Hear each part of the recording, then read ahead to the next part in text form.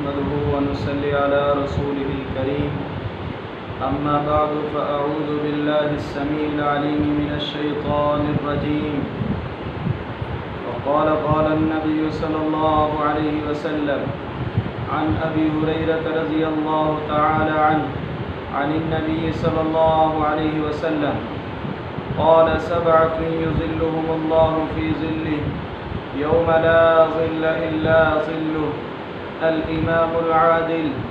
وشاب نشأ في عبادة الله ورجل قلبه معلق في المساجد ورجلان تحابا في الله اجتمعا عليه وتفرقا عليه ورجل دعته امرأة ذات منسب وجمال فقال إني أخاف الله ورجل تصدق بصدقة فأخفاها حتى لا تعلم شماله ما تنفق يمينه ورجل ذكر الله خاليا ففاضت عيناه صدق الله العظيم. سامعین محترم، کل قیامت کا دن ہوگا، میدان محشر برپا ہوگا اور اللہ رب العزت 7 قسم کے لوگوں کو اپنے عرش کا سایہ نصیب فرمائیں گے. صرف 7 لوگوں کو نہیں بلکہ 7 قسم کے لوگوں کو اللہ رب العزت اپنے عرش کا سایہ نصیب فرمائیں گے. صحیح بخاری اور مسلم کی روایت ہے، سیدنا ابو ہریرہ رضی اللہ تعالی عنہ فرماتے ہیں رسول اللہ صلی اللہ علیہ وسلم نے فرمایا الامام العادل، سب سے پہلا بندہ، سب سے پہلی قسم کے لوگ وہ حکمران، وہ بادشاہ جو اپنی رعایا میں انصاف کرنے والے ہیں، عدل کو قائم کرنے والا بادشاہ، انصاف سے کام لینے والا بادشاہ. اللہ کے پیارے پیغمبر صلی اللہ علیہ وسلم نے فرمایا اللہ رب العزت اس کو اپنے عرش کا سایہ نصیب فرمائیں گے. اور دوسری قسم کے لوگ اللہ کے پیارے پیغمبر صلی اللہ علیہ وسلم نے فرمایا وَشَابٌ نَشَأَ فِي عِبَادَةِ اللَّهِ، ایسا نوجوان جو اپنی جوانی فضول کاموں میں گزارنے کی بجائے، بیہودہ کاموں میں گزارنے کی بجائے اپنی جوانی کے ایام اللہ کی عبادت میں بسر کرتا ہے، اپنی جوانی اللہ کی عبادت میں گزارتا ہے، تو اللہ کے پیارے پیغمبر صلی اللہ علیہ وسلم نے فرمایا کل قیامت والے دن اللہ اس کو اپنے عرش کا سایہ نصیب فرمائیں گے. اور تیسری قسم کے لوگ اللہ کے پیارے پیغمبر صلی اللہ علیہ وسلم نے فرمایا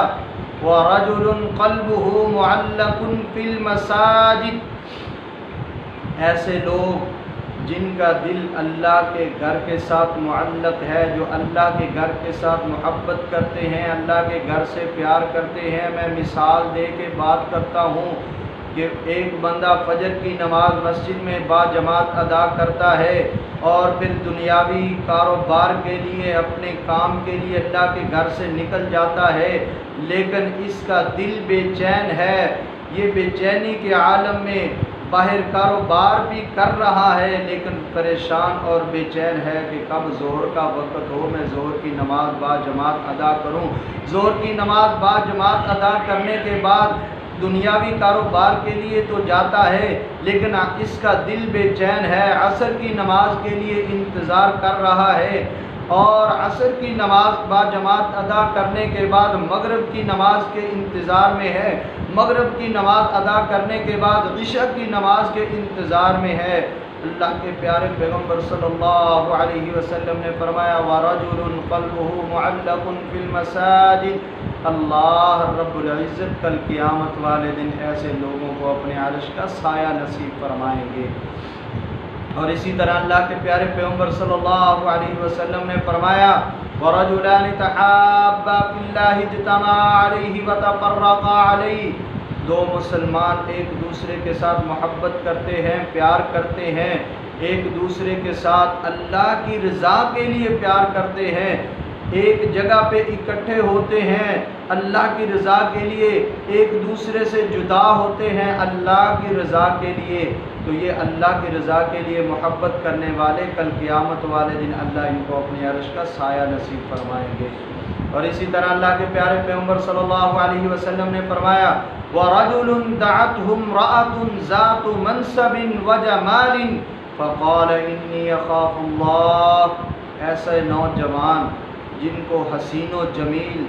مال و دولت والی، حسن و جمال والی خوبصورت عورت برائی کی طرف دعوت دیتی ہے، لیکن وہ اس کی دعوت کو ٹھکرا دیتا ہے صرف اس لیے کہ وہ کہتا ہے انی اخاف اللہ، میں اپنے رب سے ڈرتا ہوں، میں اپنے اللہ سے ڈرتا ہوں، اللہ کے ڈر کی وجہ سے، اللہ کے خوف کی وجہ سے برائی سے رک جانے والا، برائی سے باز آنے والا، برائی کو اللہ کے ڈر کی وجہ سے چھوڑ دینے والا، کل قیامت والے دن اللہ اس کو اپنے عرش کا سایہ نصیب فرمائیں گے۔ اور اسی طرح اللہ کے پیارے پیغمبر صلی اللہ علیہ وسلم نے فرمایا وَرَجُلٌ تَصَدَّقَ بِصَدَقَةٍ فَأَخْفَاهَا حَتَّى لَا تَعْلَمَ شِمَالُهُ مَا تُنْفِقُ يَمِينُهُ، وہ بندہ جس کو اللہ نے مال و دولت دیا ہے، جس کو اللہ نے دولت سے نوازا ہے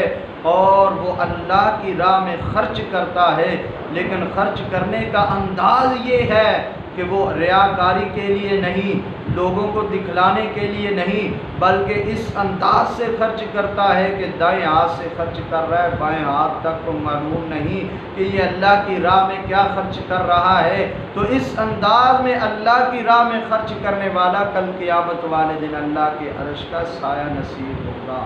اور اسی طرح 7ویں نمبر پہ اللہ کے پیارے پیغمبر صلی اللہ علیہ وسلم نے فرمایا وَرَجُلٌ ذَكَرَ اللَّهَ خَالِيًا فَفَاضَتْ عَيْنَاهُ، وہ بندہ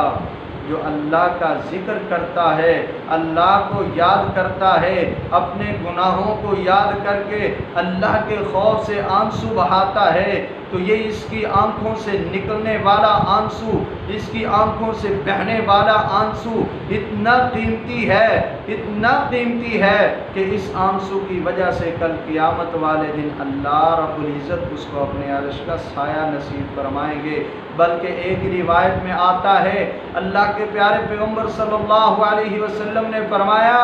جس بندے کی آنکھوں سے آنسو بہتا ہے اللہ کے ڈر کی وجہ سے، اللہ اس آنسو کی وجہ سے اس پہ جہنم کی آگ کو حرام کر دیتے ہیں۔ تو اللہ رب العزت سے میری دعا ہے کہ اللہ رب العزت ہمارا شمار بھی ان 7 قسم کے لوگوں میں سے فرمائے، اور اللہ رب العزت ہمیں اس کے مطابق اعمال کرنے کی توفیق عطا فرمائے، اور ہمیں بھی اللہ کل قیامت والے دن اپنے عرش کا سایہ نصیب فرمائے۔ وما علیہ الا البلاغ۔